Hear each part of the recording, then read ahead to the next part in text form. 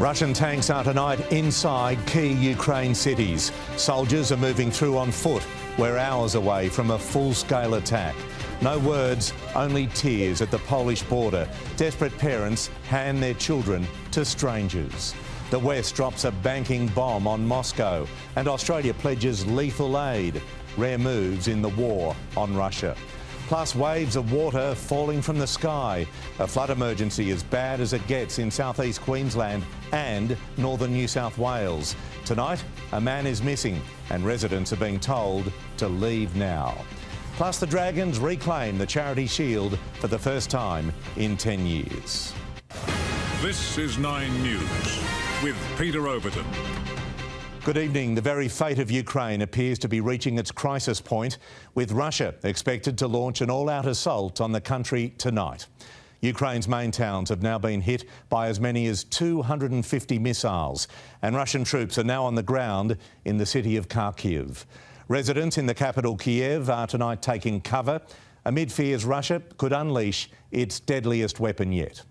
Nine's Euro correspondent Curry-Ann Greenbank leads our coverage. The sound and the pulsing glow of a country under attack. The city of Kharkiv in eastern Ukraine under fire. More than 250 missiles have now been launched by Russian forces, turning to rubble any claim by the Kremlin it's only targeting military sites. But in a symbol of resistance, the Ukrainian soldier walks resolutely into battle, cradling his anti-tank missile underarm. This is Europe today, unthinkable just a week or two ago. By morning in Kharkiv just hours ago, Russian patrol vehicles breaking through the central part of the city, rolling through the streets as residents were told to remain in shelters. In the country's capital, Kiev, nowhere is safe, but bravery is everywhere. These women, machine guns in hand, joining the front line to fight. I just want to live in our country, and that's all. Their city is under siege, a civilian apartment block blasted by a missile. The wounded were carried away, 6 people seriously injured and at least 2 killed.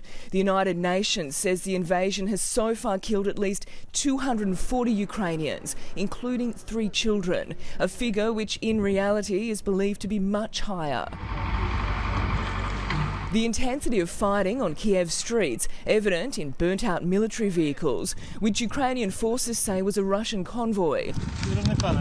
As night fell, now familiar sounds echoed across the capital.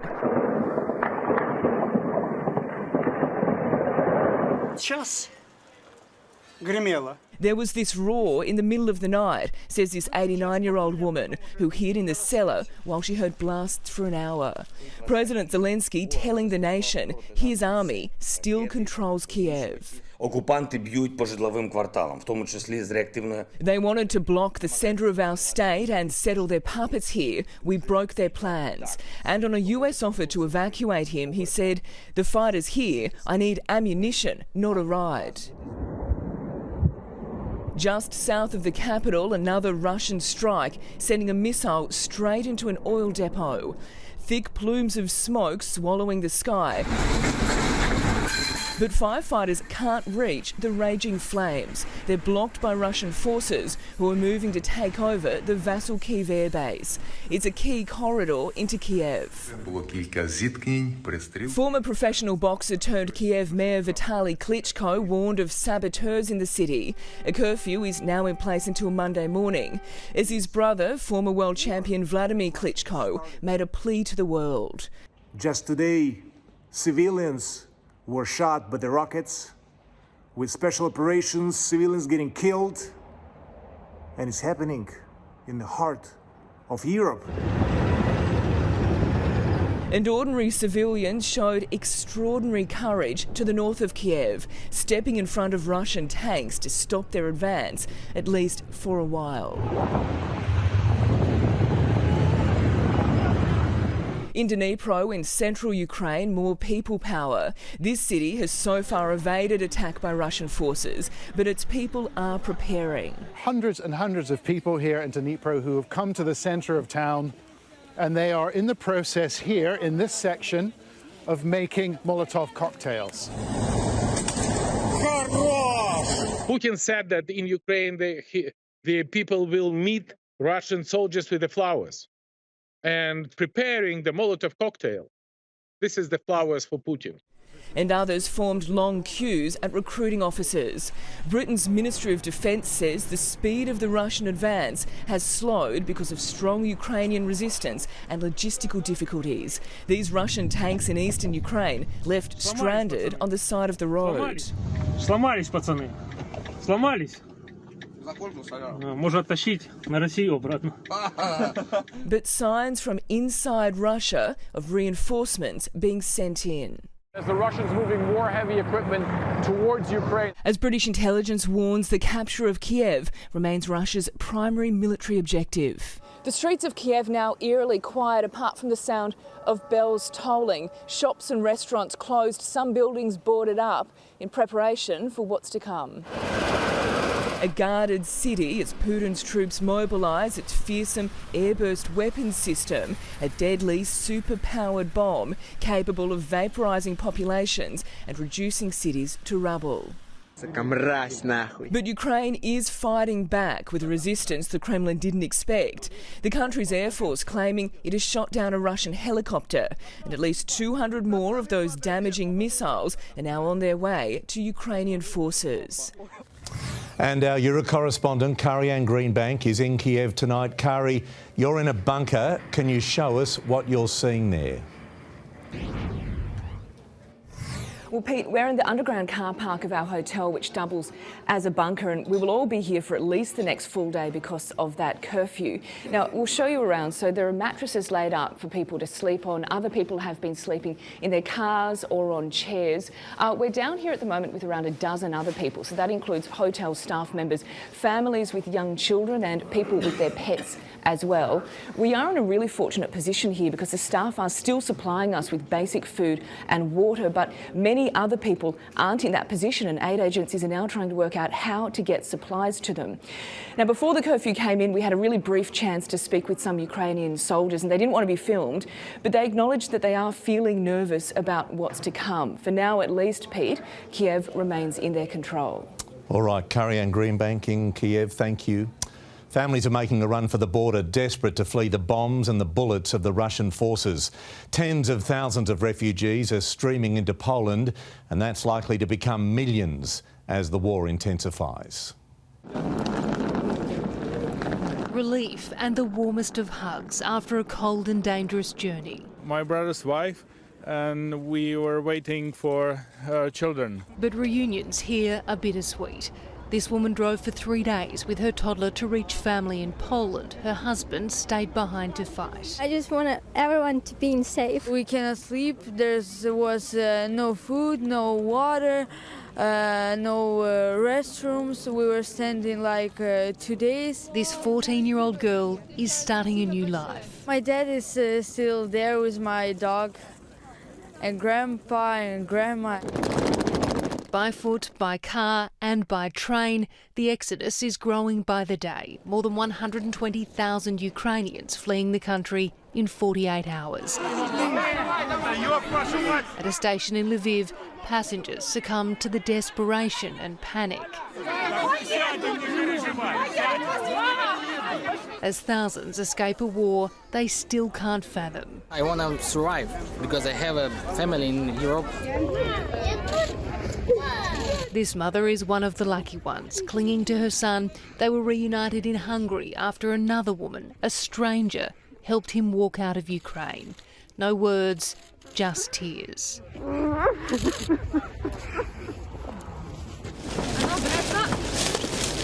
At border crossings, help has arrived. Aid agencies organising donations for those starting a new life. And amid the mass exodus, remarkably, cars queue to get into Ukraine, taking supplies and hoping to shuttle people back across the border. Yeah, help.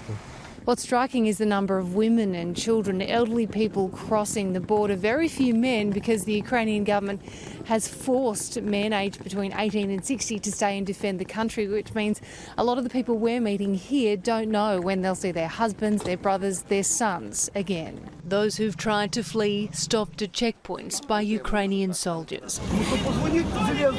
This bus driver was told to turn in all men of fighting age. I really hope that I will be so lucky to cross the line, but I hear the man yelling that we all should come back.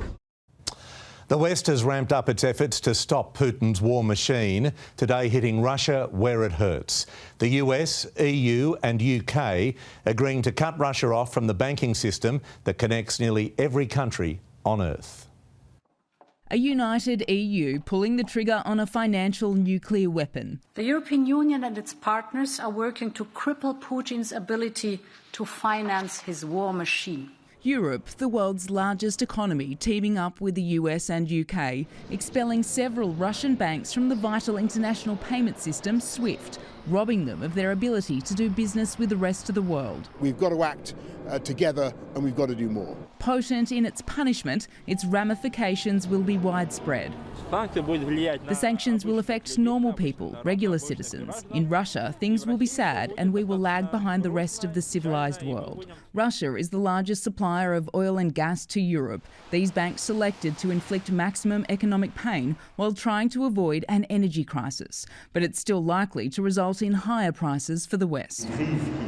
We must prepare ourselves with lots of determination and also lots of solidarity. We don't block it. This is not time being clever. This is time to be united. This united front also electing to paralyse Russia's central bank, freezing its transactions, and launching a task force to hunt down and seize the holdings of sanctioned officials and oligarchs. The first catch already landed in the English Channel, a cargo ship linked to the son of a former Russian spy chief. Putin embarked on a path aiming to destroy Ukraine.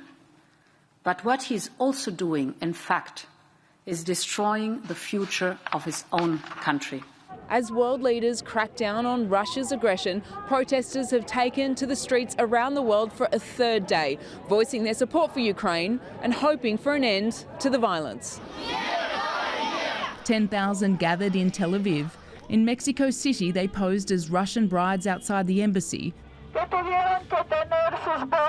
Politics continued to bleed into the world game. Chelsea owner and Russian billionaire Roman Abramovich handing over control of his Premier League club to avoid becoming a diplomatic target. And in Jerusalem, a pub is now running a contest to find itself a new name. Iconic landmarks lit up like the Ukrainian flag. Yellow and blue, now the colours of the fight for democracy. At the White House, Alison Petrowski, 9 News. Blocking a country from the SWIFT global banking system is a rare move and arguably the most significant sanction that can be slapped on a country.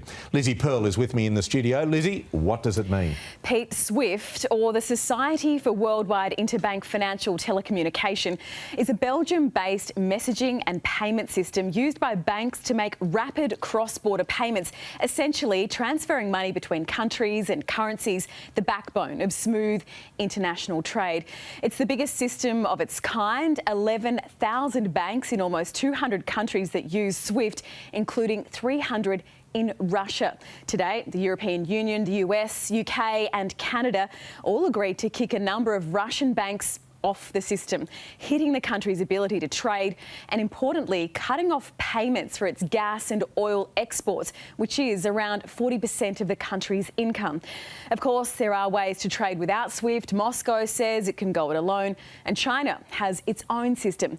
And then, of course, there's cryptocurrency. Pete? Lizzie, thank you. Tens of thousands of refugees are streaming into Poland, as we reported a little earlier. Let's go live to our correspondent, Amelia Adams. We find her on the Poland-Ukraine border tonight. Amelia, what's it like at the border right now?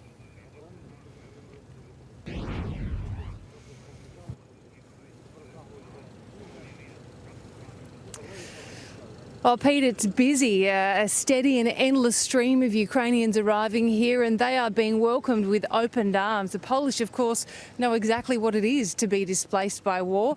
Just in the last couple of hours, an update on the numbers, more than 150,000 Ukrainians have now fled the country since the conflict began, not just here, but to neighbouring countries, Slovakia, Romania, Hungary too. And the UN now estimates that number could rise to 5 million people if the fighting with Putin's army continues and escalates. That would be a refugee crisis not seen in Europe since the end of World War II.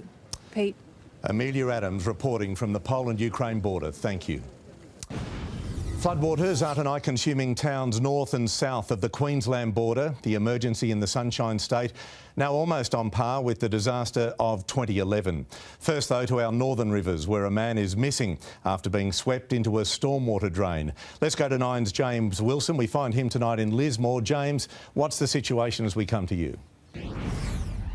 Well, Pete, police are currently searching for a man feared drowned in this water behind me in the Lismore CBD. Witnesses say they saw this man in the canal screaming for help around an hour ago before allegedly being sucked down a storm water drain. These are the dangers being faced by residents here in Lismore tonight. We've just had some fresh information come in that the Wilson River may now peak at 11 metres tomorrow morning. Now, Pete, to put this in context, the town's levee sits at 10.7 metres. If this was to happen, some 400 buildings in the CBD would be completely inundated with water. There is currently a flood evacuation warning in place for residents around here. The SES are currently going door to door in North Lismore, telling people to enact their flood safety plan. Don't wait until it's too late. It's certainly been a day of extreme weather in this region. Here is how it played out. Queensland's deadly rain bomb descending south into New South Wales, cutting off the town of Tumbulgum on the state border. I guess it brings back memories of that big 2017 flood. An evacuation order was issued at 9 a.m. By early afternoon, the main road and emergency services were cut off. Go back that way. Grace Campbell is due to give birth by C-section on Monday. Her family made the decision to get out before it was too late. We're caught in the last big floods and we're just not taking our chances. Dozens more were forced to flee to the town's bridge for refuge. The only place left to keep your car safe is actually just put it on the bridge. Also in the firing line, Lismore on the far north coast. Residents had been warned for days it was coming. This morning, it was time to act. Businesses in the CBD scrambling to move their possessions to higher ground. Being out mezzanine, obviously, for this situation. We've got a pretty good network of friends and family that have come down to help. Melanie Connell only opened her candle shop last year. She fears she may now lose it all. It's do or die, really. You've just got to prepare. Over at the Lismore Centra Caravan Park near the swollen Wilson River, the water had already arrived. 150 millimetres of rain fell in parts of the northern rivers overnight, the deluge only increasing throughout the day. SES members joined by the Premier at their State Operations Centre. There is nowhere for it to go. We're expecting some high tides over the next few days as well, which makes it very difficult for the rivers to flow out to the ocean. Please do not be complacent. Please be prepared. This was Lismore in March 2017 in the aftermath of Cyclone Debbie. Floodwaters peaked at 11.59 metres, breaking the town's levee and inundating the main street, an event locals are hoping won't repeat. Hopefully it doesn't come down from Queensland, so we might be right. Further south in Grafton, the muddied Clarence River brought curious locals to its banks. On Chatsworth Island near Maclean, this resident rushed to grab sandbags with one eye on the sky. An evacuation order is currently in place.